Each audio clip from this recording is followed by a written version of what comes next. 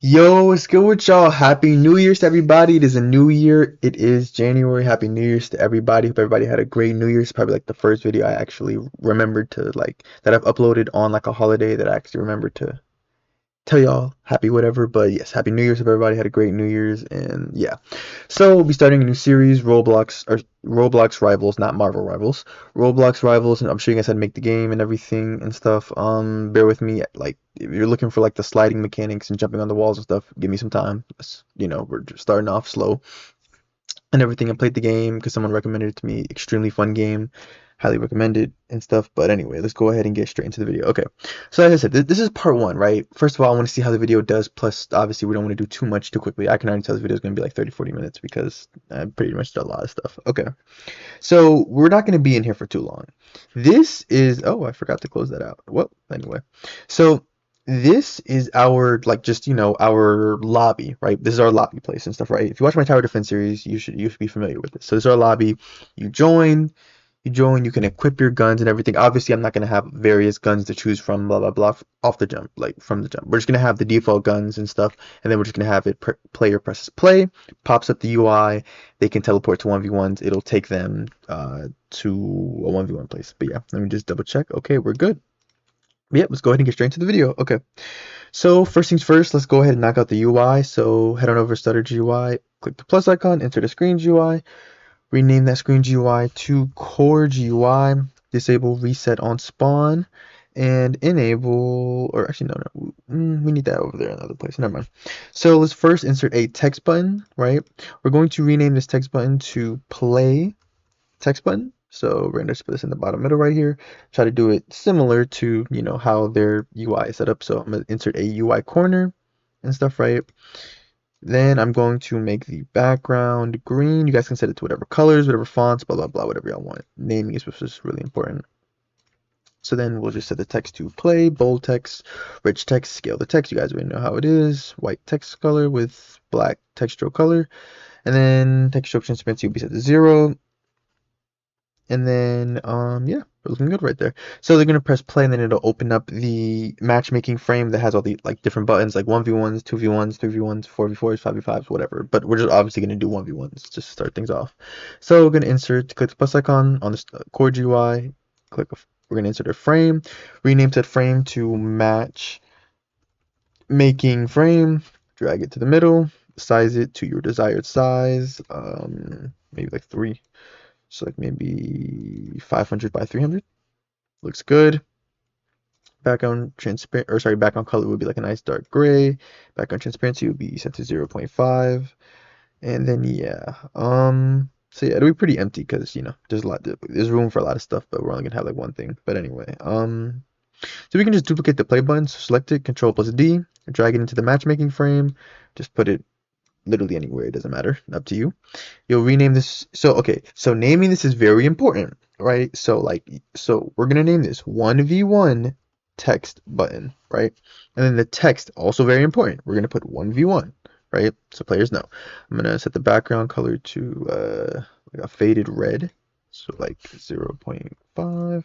So yeah, like a kind of faded red. I'm going to give it a UI stroke. Color will be white, and then we will make this a border, so something like that. Yep. So there we go. We have our 1v1 text button. They'll press this button, and then it'll teleport them over to a server, so they can 1v1 a player. So yeah. So that's it for the UI part. Of course, but by default, the matchmaking frame should not be visible. It will be enabled once the player presses play, or disabled once they press play while it's already visible. Then we can go ahead and insert a wait, actually, we don't even wait. Yeah, we don't even need to remote it actually. We can then insert a local script into wait, did we need that? No, we didn't. Okay.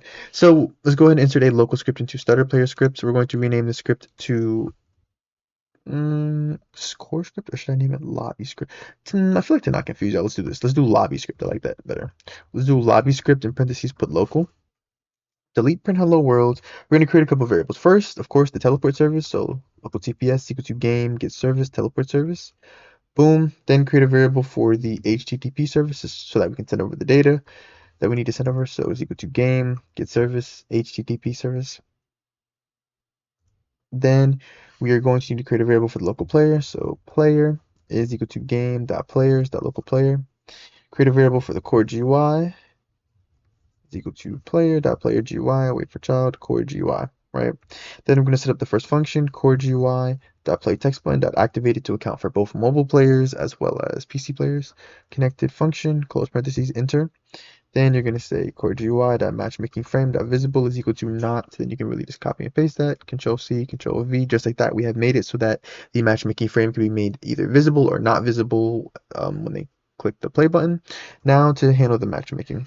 So we'll use a for I v in pairs loop. We'll say for I v in pairs core GUI, that matchmaking frame, get children, enter, do if v is a text button. I want to make sure, just in case, like if you have like a UI grid layout that sorts everything, we want to make sure it's a text. We want to make sure that we're only getting text buttons. So enter.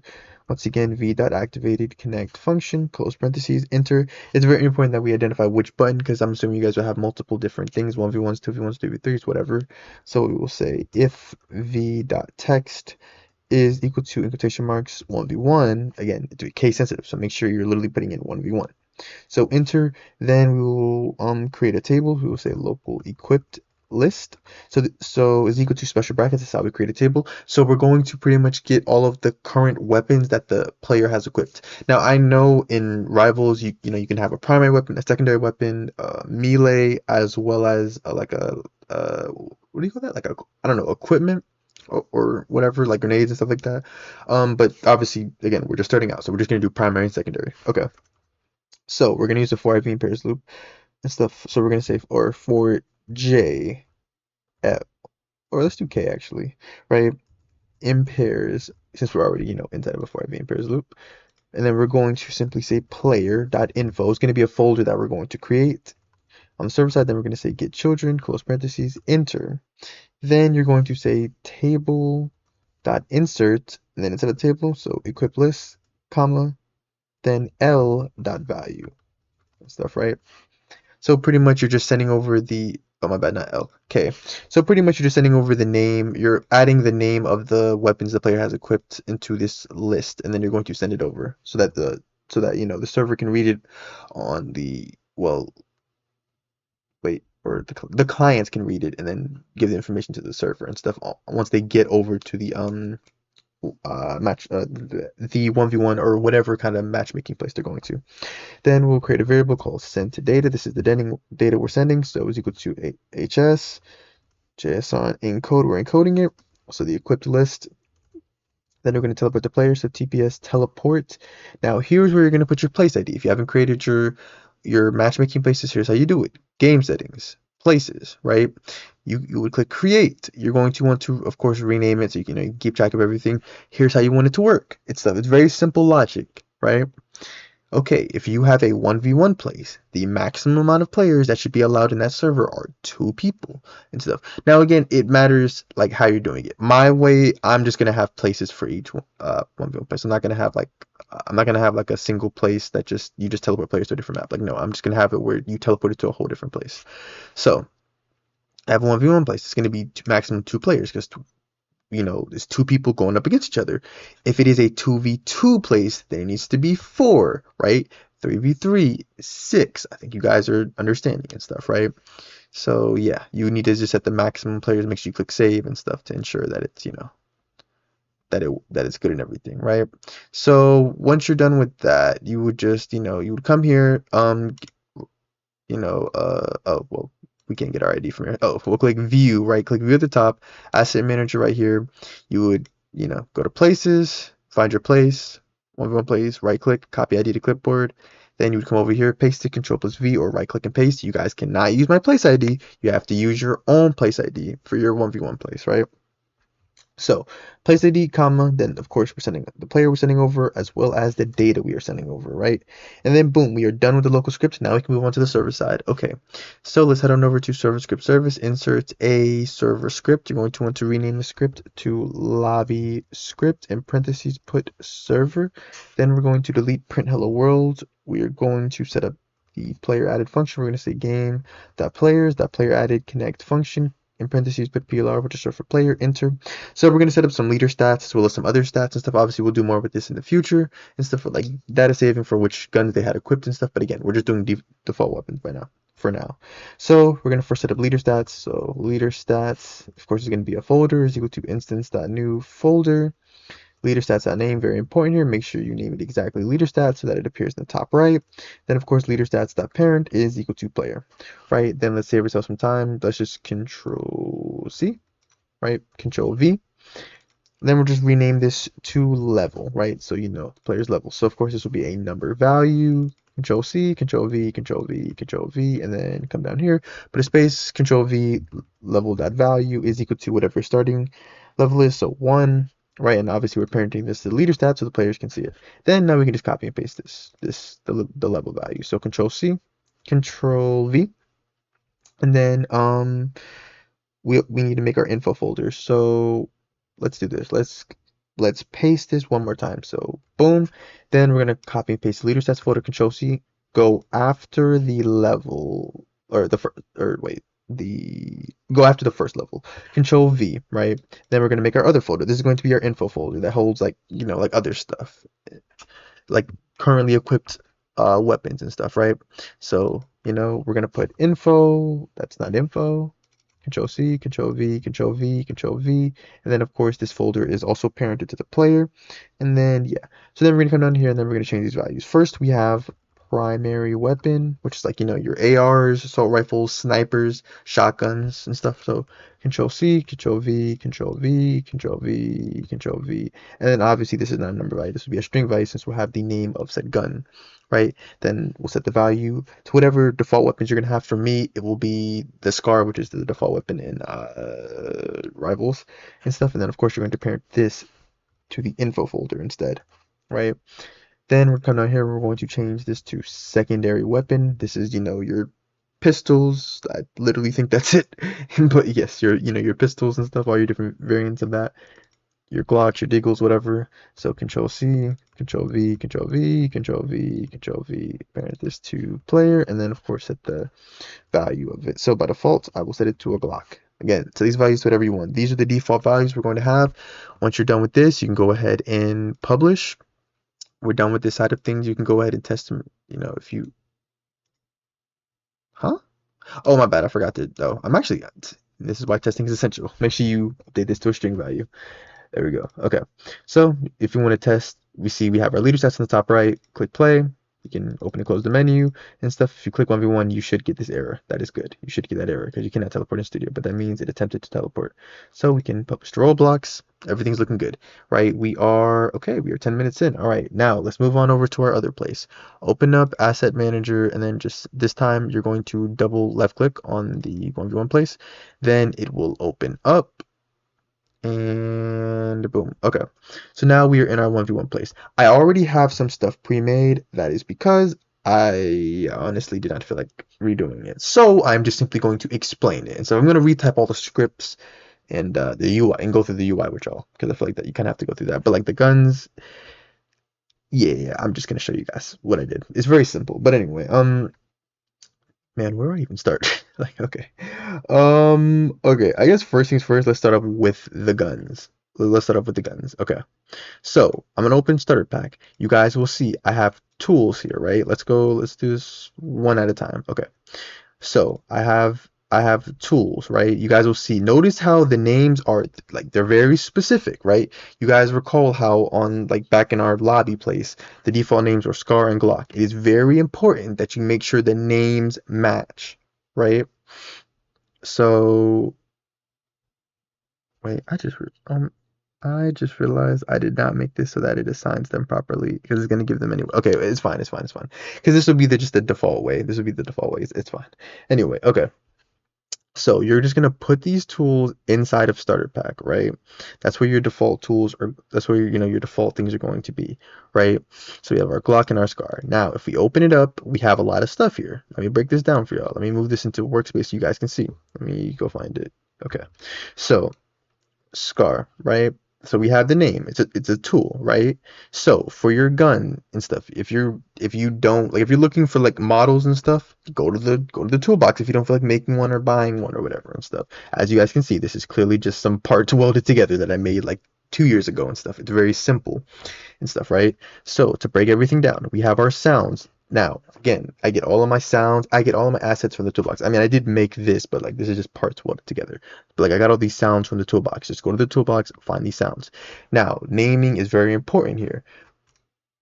Notice how these are sounds. Click the plus icon, insert a sound if you don't know how to, do that. But you should just be getting the sounds from the toolbox unless you're making them yourself. But anyway, so your reload sound, make sure you name it this. Reload. Your shoot sound. This is a sound that's gonna play whenever you fire this, and it's like, obviously every gun sounds different. It sounds so you want that unique feel for each gun, right? So you're gonna keep the sounds inside of the guns and everything, right? Now, obviously, reload will be played on the client. Only the player reloading, will hear the sound, but the shooting sound will be heard for the entire server, right? Or whoever's in the server and stuff, right? Now, to adjust these values, current ammo. Some of these are number values, some of them are string values, right? If you don't know how to insert these values, simply click the plus icon on the tool, type string value, boom, insert that string value, right? Then you got number value, insert number value. That's simple. Current ammo, right? So, and again, naming is very important. Make sure you name all of this stuff the exact same way as I have, and same for all of this. Just name everything the exact same. So I'm going through everything one by one. Current ammo. This is the current, like this is how much ammo the player currently has. If you shoot the gun once, it's going to subtract one from this value, right? By default, current ammo and max ammo, of course, should be the exact same because you should start off, unless you got some weird game, you should start off with a full clip, you know what I mean? And stuff. So we'll set this value to whatever you want. I just set it to 20 and stuff, but it's up to you guys. These values can be set to whatever y'all want it to. This is just what I set it to, right? So we have current ammo. Damage amount. This is how much damage can be done. Again, if the video does well, I will of course expand upon the system and stuff, make it so that like damage is based off of where you hit players and stuff. If you hit them, like obviously, if you hit someone in the head, it shouldn't do the same amount of damage if you hit someone like the leg or something, right? So damage amount, so I just have to set to a set value. Damage amount, how much damage you're gonna do. A number value, pretty basic, right? Fire rate. This is how often the player can. This is how often the play. Oh, and I just realized I did not make this car automatic. Oh, it's fine. It's fine actually. It is fine. Um, but besides that fact, the fire rate and stuff. This is how often the player can fire the gun and stuff like that. Because obviously, if you were just able to like just hold the gun down or just like spam left click, then it would be very unrealistic and stuff. There has to be some kind of delay. So fire rates, you can look that up or set it to whatever you want. I set it to 0.1 for the SCAR and like 0.2 for like the Glock, I believe, and stuff, right? So that's the fire rate. And again, another number value. Gun status. This is one of our two only string values. So the name is gun status. This is the status. This would be the status of the gun. This is to prevent players from being able to do stuff that they're not supposed to do. For example, right? Let's say you're trying to shoot the gun. We're gonna change the gun status. We're gonna set this value to shooting so that you can't shoot while you're currently shooting. If that makes sense. Like you have to wait for like the cooldown period and stuff. That's why there's a fire rate and stuff. Let's say you're reloading the gun. Obviously, you shouldn't be able to shoot the gun while reloading. So that's why we have the gun status. We'll set this to reloading when the player is reloading, right? Then we have max ammo, which I explained and stuff. This is a number value and stuff. This should match current ammo. They should be the exact same. This is the maximum amount of ammo and stuff. Here's how we're going to display how much bullets the player currently has left in the gun, and how much, like, what is the maximum amount they can have in said gun, right? Then we have the reload duration. Again, another number value and stuff. This is how long it takes to reload and stuff. So I just did 1.5 seconds, right? Then lastly, we have our string value, weapon type, very important and stuff. This should either be primary, like for this tutorial so far, this should only be either primary or secondary. Obviously in the future we may have like melee and stuff, right? Or tools, whatever I decide to call it. But yeah, so primary, this is a primary weapon, right? And then if we go over here to the Glock, you'll just notice that the values are just different, but everything is else the same. Like weapon type obviously is a secondary weapon, and like the values are different, but like aside from that, everything else is the exact same, right? Now to get into the build of the gun. Okay, so to make this, these are normal parts. These are literally just regular parts. All I did was just All I did was just put regular parts. Now, to explain each part, the handle is invisible, as you can see. It is like I'll go through all the properties. Can collide is disabled for all of this. No, and it's not anchored. And for the handle is the only thing that needs to be transparent. This is where the player's hand is going to be. This is where they're going to hold said gun. This is where they're going to hold your tool. So it's very important, right? You need to insert a part into the tool if there's not already. Name it handle, right? Name it handle, and then that is where the player is going to. That's where the player is going to hold the weapon and stuff, right? So that's the handle. Then we have the middle, which is just just the entire top part and stuff. Again, it's just regular parts and stuff, right? Then we have the trigger, which is just the bottom part. It's literally just the bottom part. Then we have start. To explain what start is literally just it's an invisible part inside of the gun to make the bullet so that it looks like the bullet is like exiting the gun and stuff. You could put this like you could really just put this in front of the gun if you wanted to. It could be inside or in front of it, like it doesn't really matter and stuff, right? This is just where it's going to start and then it's going to, go into whatever direction and stuff, right? That's what start is. Now to explain, you need to make sure all of these parts are welded together so that they, stick together and everything, right? You would retrieve this with a weld constraint. Plus icon, weld constraint. Boom. You would weld this. Weld. You don't have to do it in any particular order. All that matters is that everything is welded together. Notice the handle. If you notice, the handle is welded to the trigger. Its rule of thumb is to weld everything that's like sitting right, like that. Weld it to the nearest part so that you can easily check if everything is welded together. That's the easiest thing to do instead of welding like something that's like at the bottom and all the way to the top. That's just the general rule of thumb when it comes to welding.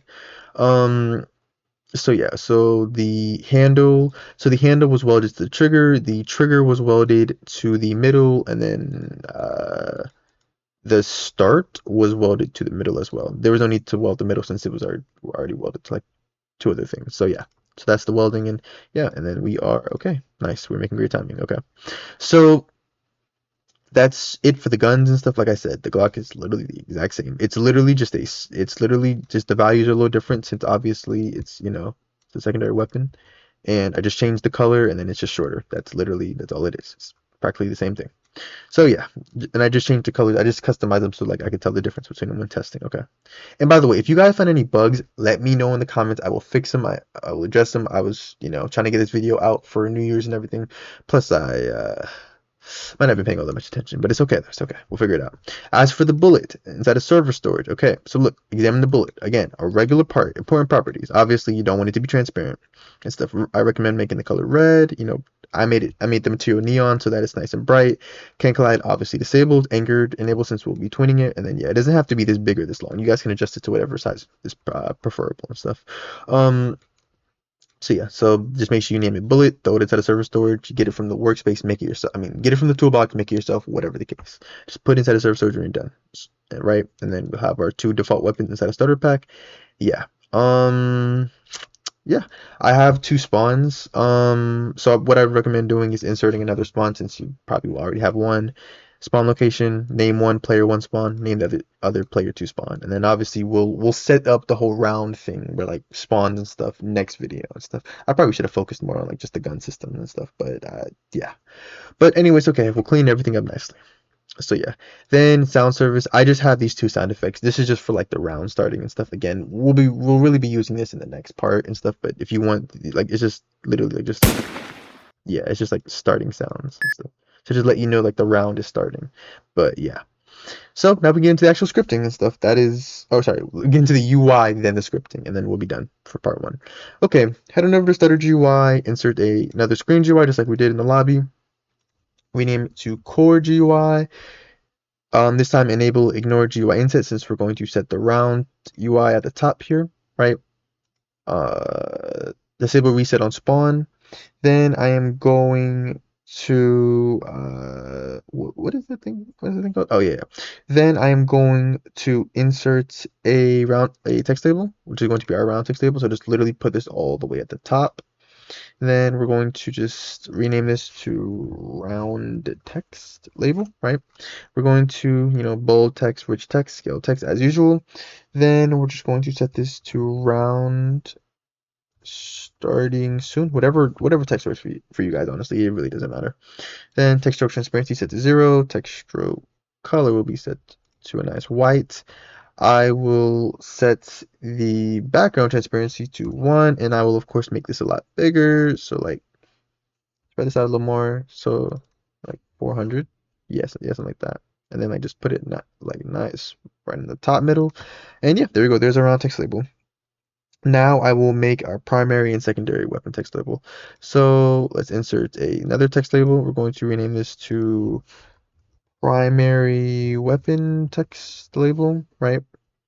Then we're going to go ahead, bold text, rich text, scale text. For placeholder text, you could just put primary stuff, right?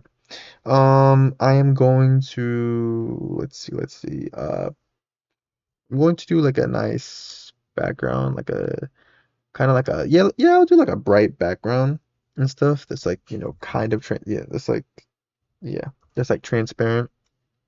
Put it at the bottom down here and stuff. We can definitely make the boxes a lot smaller and stuff, so like 150, 120 perhaps, something like that. But we also need the boxes to be decently sized so that like, it can fit the full name of the whatever the weapon is and stuff. So like primary, and then I'll give it a nice little border, and yeah, make the border color. Oh, that's already black. All right. Yeah. So then we have our primary weapon text label. Then let's duplicate this. Select it. Control plus D. Boom. Drag this over here to the right. You can put these wherever you want, by the way. You don't have to put it exactly where I'm putting it, and customize it to your liking. Again, I don't make UI. This is just simply so for the demonstration purposes. It would take too long to sit here and try to make some art. Okay. Then just literally rename that one to secondary weapon text label. Bam. Then set the text to secondary. And then we are going to go ahead and insert a frame, rename said frame to gun frame. Then I personally put this over here and the left, but I know what is it called, Rivals has it like up here, but so it's up to you guys for where you want to put it. As for this, I think I do like 200 by 200. I think no, okay, definitely did not do that.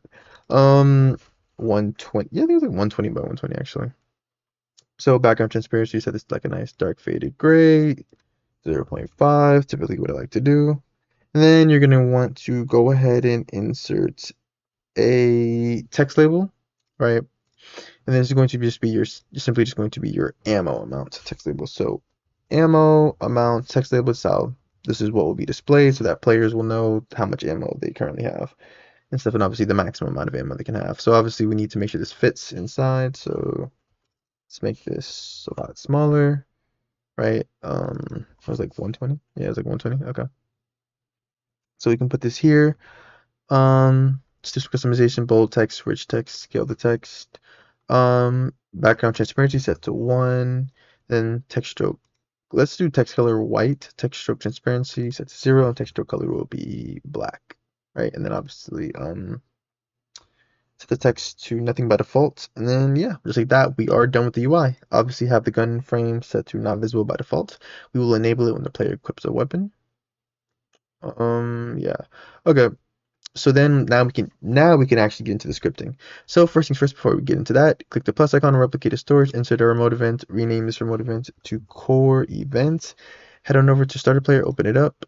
Click the plus icon on starter player scripts, insert a local script. Rename this to core script, in parentheses, put local. We will be here for a little minute, not gonna hold y'all.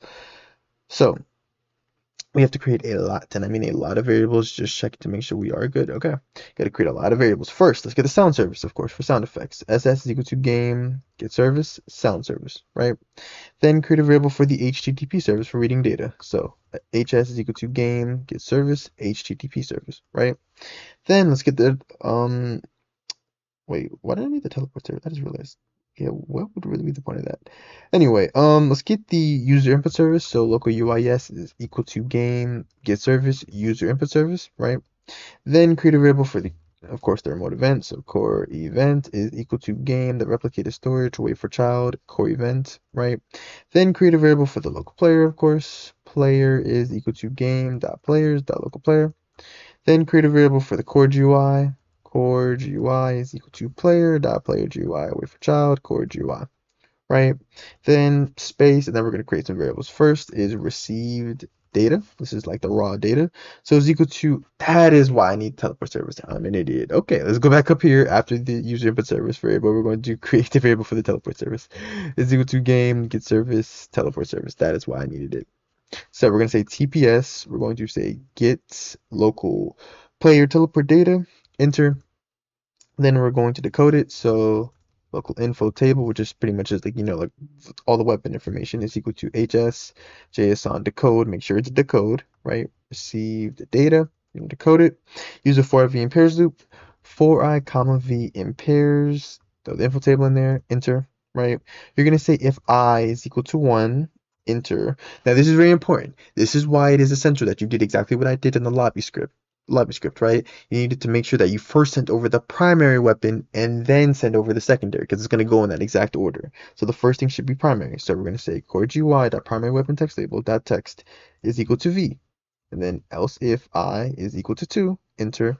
Then you can just copy and paste this, save yourself some time, Control C, Control V, and then of course just change this to secondary, right? Bam.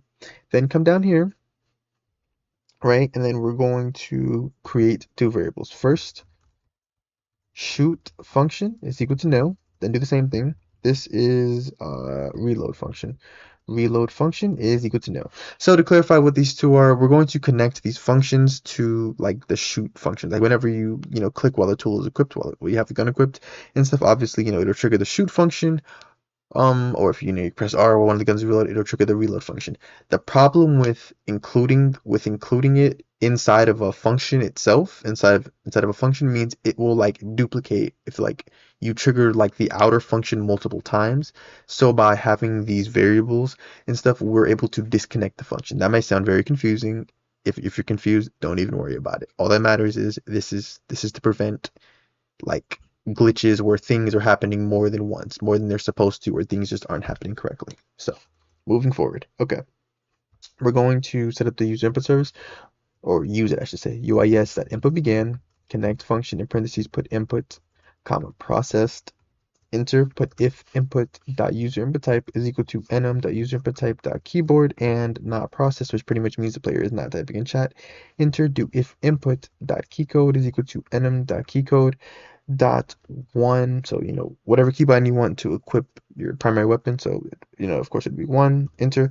Then you're going to say if shoot function is not equal to nil, enter. Then shoot function disconnect. I'm about to explain what this means, right? Shoot function is set to nil, right? So to explain what this means, if it is not, that's what the squiggly line means. It means it's not equal to nil. Notice how by default it's set to nil, right? So if it is not set to nil, what that means is that that variable is currently hooked up to a function, which means it's currently running. We want to disconnect the old function, set it to nil, and then we're going to reconnect it to a new function stuff, right? So that we don't have any like if you, let's say you equip the primary weapon, switch to secondary, then come back to your primary weapon. If you shoot one time, it might trigger the function twice. So like it would shoot like 2 bullets at the same time and stuff. Like it would trigger glitches like that. So to prevent that, we have stuff like this. Then we're just going to duplicate this. Control C, Control V, and then you're just going to do the same thing for the reload function. Control C, Control V, Control V, Control V. That's simple. After that, we're going to use the for v in pairs loop. We're going to say for I comma v in pairs. You're going to say player dot character get children, enter, right? You're going to say if v is a tool, we're accounting for all kind of weapons, enter. Then you're going to say v.parent is equal to player.backpack. So we're getting rid of any weapons they currently have equipped and putting it back in the player's backpack, right? Then we're going to create a variable for our gun. So gun is equal to nil by default, and then we'll set the value after going through a for v in pairs loop. Then we're going to say for I comma v in pairs. This time you're going to say player the backpack get children, enter. And then you're going to say if v find first child weapon type. If you recall, inside of the tool you should have a string value called weapon type that specifies the weapon type, right? So if you find that value and v.weapon type dot value is equal to primary, because keep in mind this is the 1 keybind, so this is our primary weapons, right? So then you're going to say v.parent. So you're going to reparent it to the player's character. Pretty much they're equipping it. Then you're going to say gun is equal to v. You're setting the gun variable's value equal to the instance of the gun, right? So then we can access it and do whatever needs to be done, right? So once we're done with that, we're going to update our UI. We're going to say chord UI.gunFrame.ammo amount text label dot text is equal to gun.current ammo dot value dot quotation marks forward slash dot gun dot max ammo dot value. Enter then chord GUI dot gun frame dot visible is equal to true. Make it visible if it's not already. Then we're going to, of course, make it so that like if you have primary equipped, the background color will switch to gold, and then if you have secondary equipped, it'll switch to gold, and primary will switch to white. Stuff so you can tell which one is equipped. So we will say chord GUI dot primary weapon text table that background color 3 is equal to color 3 dot new 1 comma 1 comma 0, and then chord GUI dot secondary weapon text table that background color 3 is equal to color 3 dot new in parentheses 255 comma 255 comma 255. So this basic white, right? Then we are going to set up our two functions, our shoot function and reload function, right? I don't know why I called it bullet function before, but anyway, shoot function. So we're going to set this value. So we're going to remember that's what this is. We're going to set its value. So shoot function, this variable we're going to say is equal to gun dot activated, which just means you're simply clicking while the tool is equipped. So gun dot activated connect parentheses put function close parentheses enter, right? And then you're going to say if gun status, remember that's our string value, is equal to special brackets like nothing, or sorry, special brackets, blank quotation marks, nothing, right? Enter. Now, okay, keep in mind, before anyone says anything, all this check is a performance thing. That's all it is. This is just to prevent the like remote event from being fired over and over again if a player is trying to shoot a gun when like they shouldn't be and stuff. Obviously, we're going to verify on the server side if the player should be allowed to fire the gun or not. This is simply just to help with performance, because obviously most players aren't exploiting and stuff. But for the players that are exploiting, we're going to verify on the server side if they actually should be shooting the gun, whether it be, making sure they have the right amount of bullets and stuff. They actually have that gun equipped. What's the other thing? If they're currently reloading, blah blah blah. So, yeah, I just wanted to make that clear for everybody. So we're going to send over the start position, which is gun dot start that position, that's that part, and then get our end position, which is our mouse position. So it's equal to player get mouse dot hit dot position core event. That's not core event fire server in quotation marks put shoot, that would be the name of the event, comma send over the start position and send over the end position, right? Then after the two ends, set up our last function. We're going to say reload function is equal to gun dot current ammo dot change. So whenever the value changes, connect function close parentheses enter, it'll automatically update. So you can just go here and just copy and paste this. Control C, Control V, literally. So it'll automatically update and stuff, right? And then boom, just like that, we are done. We are halfway at least. The good thing is we can really just copy and paste this. So literally, I kid you not. Let's skip the end, type the word else. You're going to literally select everything we just did, right? Control C, all of that. Control V. You're just gonna come up here and you're just gonna change this to 2. Right? You're literally just going to change this to 2. All of this literally remains the same. All of this remains the same. Everything remains the same. You're just going to change this to secondary because this is, of course, now secondary. So we have secondary, right? Then you're going to come down here. And, of course, you're going to switch these two. This primary should be white. Secondary should be gold. That's simple, right? So, boom, right? And then you come down here and same thing. Yeah, literally same exact thing. Yeah, literally same exact thing. Just saved us so much time, right? Then after this, we have the reload function, right?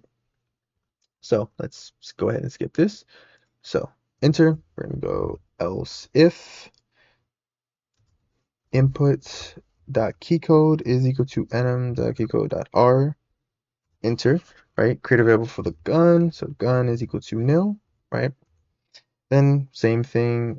Let's save ourselves some time. Let's go up here and find, yeah, like just like this. Control C, just get one of the loops. Control V.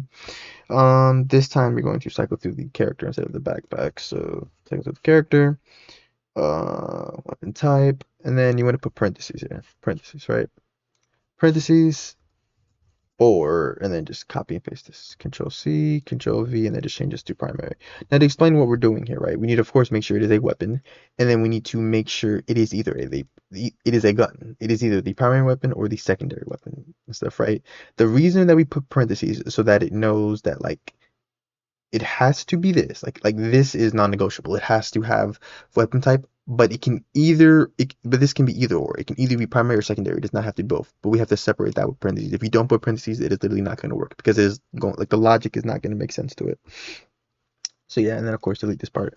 We're just setting the value of the gun variable equal to the gun. So then we're simply just going to check. We're going to say if gun dot current ammo dot value is, again, we will check all of this on the server side. This is simply just for like performance as well as to like not have the sound effects play when they shouldn't be playing and stuff. But obviously if an exploiter does exploit, it doesn't matter because server side we're verifying. All that will happen is that like the sound effect will play and the remote event will be fired. But yeah, that value enter fire the remote event, core event, fire server, quotation marks, of course, reload, that's it. Then update the UI, core GUI dot gun frame dot ammo amount text label dot text is equal to quotation marks reloading dot dot dot. Then of course, like I said, get your gun dot reload sound, then play, right? Then we go after all of that, and we have our last function. We are going to say, then we have our last function. I'm trying to remember, what was my last function? What was it? I'm trying to remember. It was, we had the hitbox, and then we had, because if we reload, I'm trying to think. I'm actually trying to think.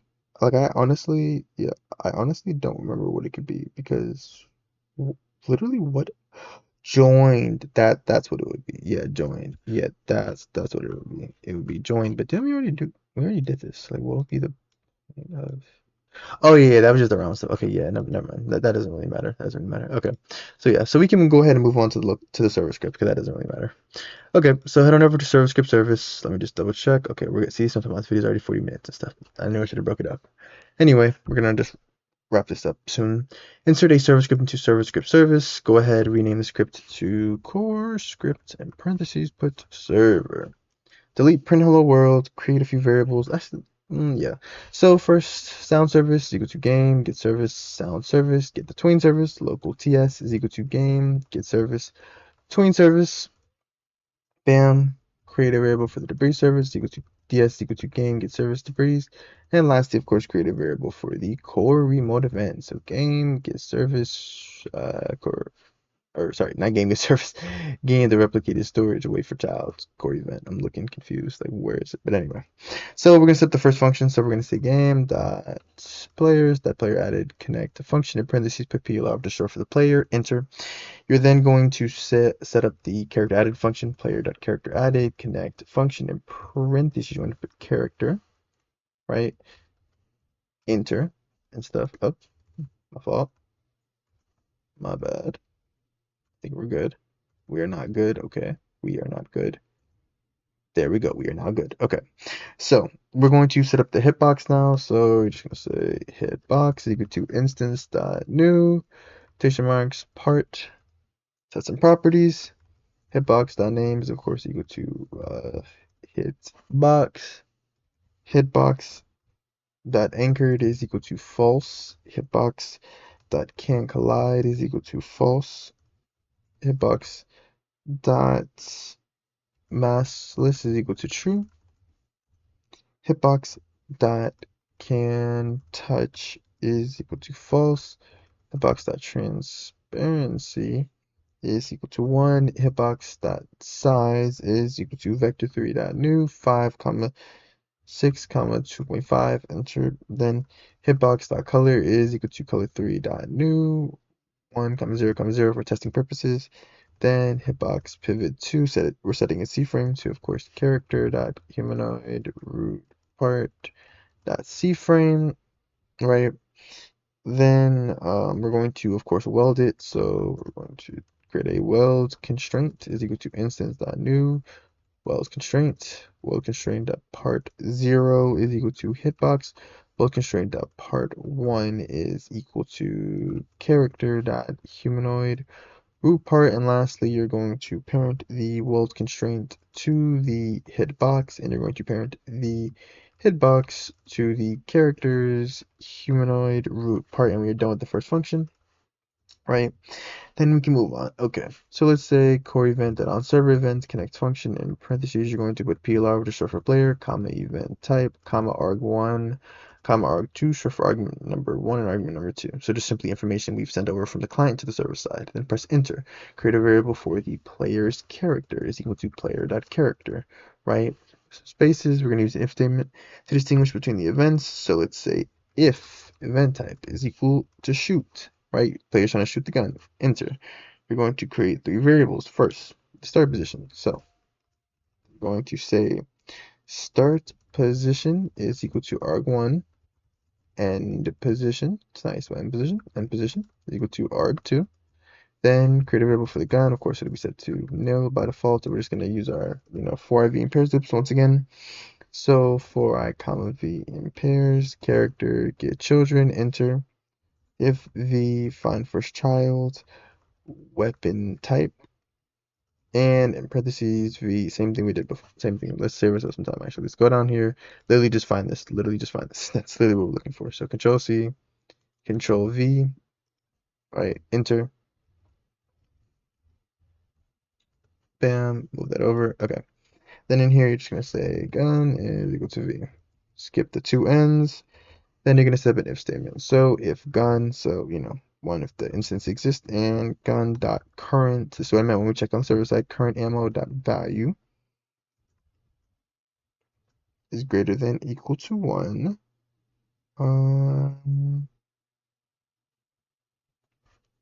Wait, because I did, but didn't I check the status as well? If gun dot current. I'm trying to think, because I know I checked for a fact. If I feel like I'm forgetting something, I really feel like I'm forgetting something. I know I'm forgetting something because there was supposed to be like a check to see. No, I think it's fine. But yeah, so we'll do if gun dot current ammo dot value is greater than equal to 1, and then lastly, and then we'll also throw in like, I don't know, gun dot gun status is equal to this, is equal to, yeah, how it should be. Well, anyway, enter. Then we're going to say gun dot gun status dot value is of course equal to shooting, right? Then gun dot current. Oh, wait, yeah, greater than or equal to 1. Yeah, okay. So current ammo dot value is less than or equal to 1. Take away 1 bullet. Then we're going to set up the what is it called? Oh yes, the raycasting. Yes, that. So first, let's get the direction. Direction is equal to, in parentheses, you're going to put end position minus start position, go on the outside. Dot unit times, just gonna times 200. Then we're gonna set the raycast parameters. Raycast params is equal to raycast params dot new, close parentheses, enter.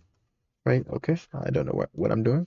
So we're gonna say raycast params dot filter type is equal to nm dot raycast filter type dot exclude raycast parameters dot filter descendants instances is equal to special brackets. We're gonna create a table.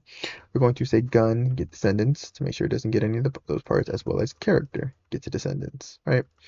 Then after the raycast parameters, we're going to create the raycast. So raycast is equal to workspace raycast start position, comma direction, comma raycast params, right? Then set up the duration, pretty much the bullet travel time.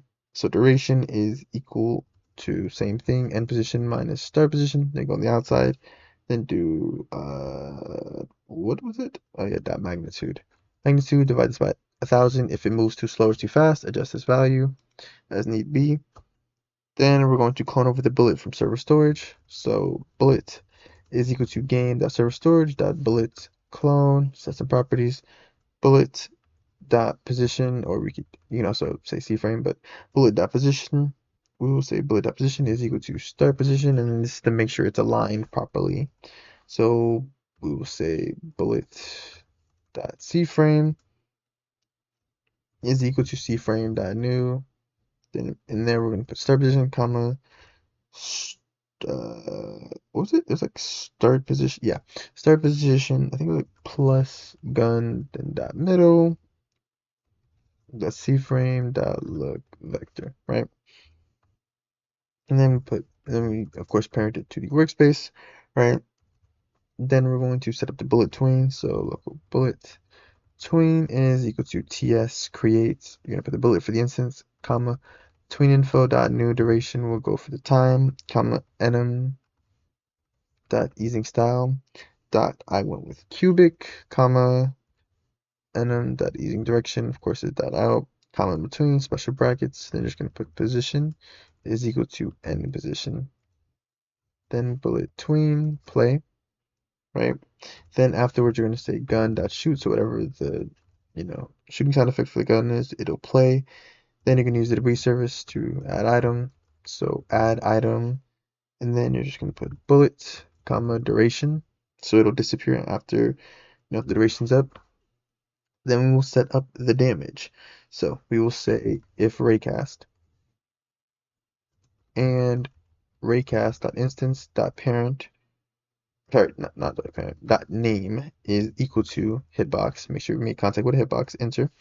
Then we will say enemy character, create a variable, so it's equal to raycast.instance.parent.parent, then enemy character.humanoid.health minus equal to gun dot damage out dot value, right? Damage amount dot value, and then after that we will say task dot wait. Yeah, after that we will say task dot wait. Then we will have the fire rate. So fire rate pretty much is our cooldown value. So we will wait, and then we will return the gun status back to normal, right? Then after this, we will, what will we do? We will skip an end and then throw an else if. So else if event type. Now, lastly, all we have to do is handle reloading. Enter. So we can really just copy and paste, save ourselves some time. Just copy this, Control C, Control V, right? So you're simply just gonna say if gun.gun.status.value is equal to quotation marks reloading. Enter, return.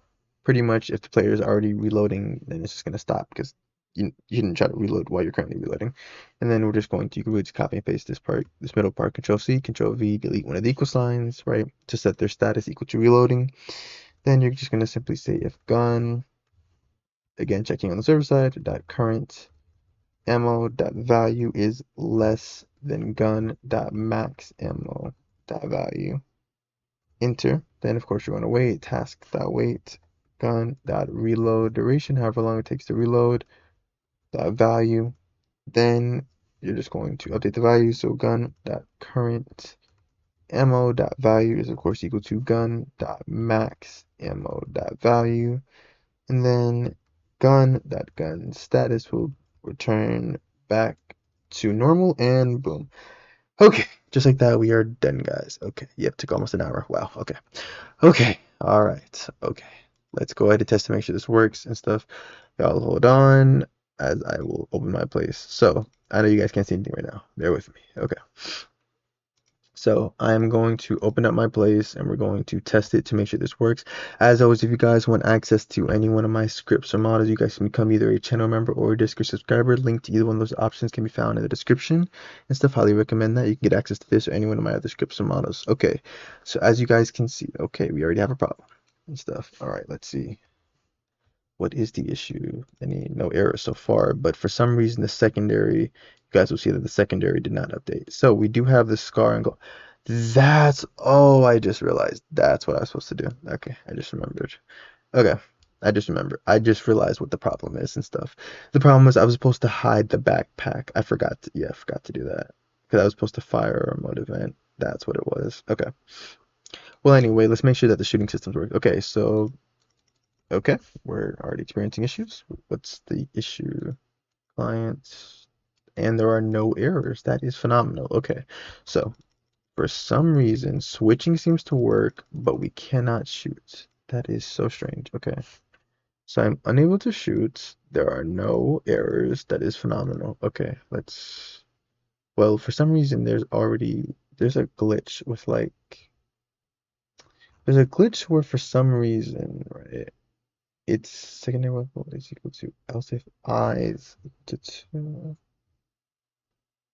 Mm, did I send over the information incorrectly? I don't believe so. Because primary weapon, secondary weapon. Yeah, and it's created in that order too. That is very weird. Yeah. That's very weird because info table I is equal to 2. Secondary weapon text table dot text is equal to V. Yeah, that is very strange. Okay, I will come back to you guys once I have figured it out. Alright, guys, I figured it out. Simple little fixes. Okay, head back over to the lobby place. Go back over to the lobby place, right? So, secondary weapon, I forgot to parent this to the info folder, which is why it didn't update the name stuff, right? So just reparent that. Make sure you just parent it to the info folder. That's one of the two fixes. Move back over to the 1v1 place, right? And then go over here, and then for gun status, I forgot to make this equal to dot. I forgot to set this to dot. I forgot to do dot value is equal to and stuff. That's why it wasn't returning any errors, nor was it like working at all. So yeah, so just do gun status dot value. Boom, everything should work and stuff. Now we go ahead and test. So 1 second, I will put up the place and everything. We'll go ahead and test, and I can show you guys that everything is working. Okay, and boom. Okay, so play, send me over to the 1v1 place. We'll get teleported over there any second now. Boom. Okay, so I can equip both of them. You guys see our names are updated and stuff, right? You can hear, you can see. Bam, bam, bam. If I spam it, I can't shoot anymore because I'm out of bullets. R to reload. As you can see, I cannot reload if obviously I'm at the maximum amount of bullets and stuff. And you can hear it sounds different because it plays for the different sounds. We also have a different reload sound. So yeah, this is part one of how to make rivals, Roblox rivals and stuff. If you enjoyed this, if you enjoyed part one and stuff, definitely leave a like, subscribe. If you find any bugs, let me know in the comments. Any suggestions, things you want to see, let me know in the comments as well. I will literally keep this series going as long as you guys keep showing it love and support. Thank you guys for watching the video. Hope you guys had a great New Year's, and yeah, got a lot of great content coming for y'all in 2025. And yeah, thank you for watching. Hope you have a great day. See you on the next video.